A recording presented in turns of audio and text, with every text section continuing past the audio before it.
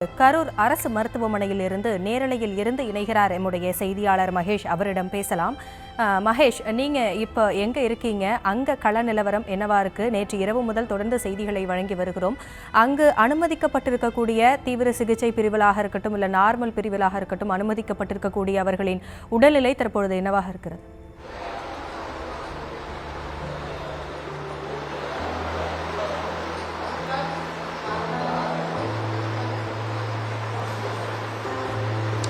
நிச்சயமாக கரூர் மாவட்டத்தில் நேற்று விஜய் பிரச்சார மாநாட்டில் சிக்கி மூச்சுத்திணறி 39 பேர் உயிரிழந்த சம்பவம் பெரும் நாடு முழுவதும் பெரும் அதிர்வலைகளை ஏற்படுத்தியது.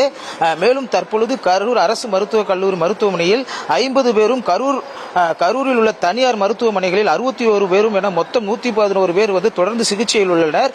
மேலும் இந்த விஜய் பிரச்சார கூட்டத்தில் கட்டுக்கடங்காத கூட்ட நெரிசலில் காரணமாகவே மூச்சு திணறல் ஏற்பட்டு ஒருவராக மயங்கி விழுந்ததில் தலை மற்றும் உடல் பகுதிகளில் காயமானது ஏற்பட்டதாக தெரிவித்தனர். மேலும் முதலமைச்சர் மு.க. ஸ்டாலின் சம்பவம் அறிந்தவுடன் கரூருக்கு சுகாதாரத்துறை அமைச்சர் மற்றும் பள்ளி கல்வித்துறை அமைச்சர் கரூரில் நடைபெற்ற சம்பவம் கவலையை ஏற்படுத்துகிறது. மயங்கிய மருத்துவமனையில் சேர்க்கப்பட்டவர்களுக்கு உடனடியாக சிகிச்சை அளிக்கவும் அதிகாரிகளுக்கும் உத்தரவிட்டுள்ளேன் என அவர் தனது எக்ஸ் தளத்தில் பதிவிட்டார். இதனைத் தொடர்ந்து அவர் தமிழக முதல்வர் நேரில் இறந்தவர்களுக்கு அஞ்சலி செலுத்தினார். மேலும் சிகிச்சையில் உள்ளவர்களிடம் விவரங்களையும் குறித்து மருத்துவர்களிடம் கேட்டறிந்தார். மேலும் இந்த சம்பவத்தில் உயிரிழந்த 39 பேரில் 35 பேர் அடையாளம் காணப்பட்டுள்ளது. இதில் கரூர் மாவட்டத்தைச் சேர்ந்தவர்கள் 28 பேரும், ஈரோடு, திருப்பூர், திண்டுக்கல் மாவட்டத்தைச் சேர்ந்தவர்கள் 2 பேரும், சேலம் மாவட்டத்தைச் சேர்ந்தவர்கள் ஒருவர் என்பதும் அடையாளம் காணப்பட்டுள்ளது. மீதமுள்ள 4 பேரின் அடையாளம் காணும் முயற்சியில் மேற்கொள்ளப்பட்டு வருகிறது.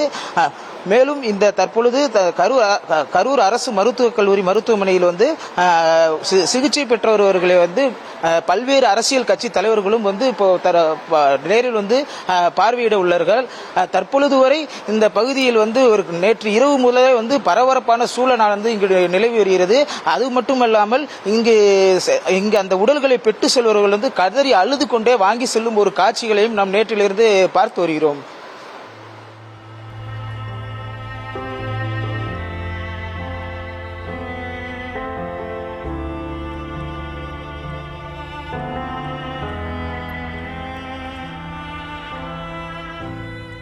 தங்களுடைய விவரங்களுக்கு நன்றி மகேஷ்.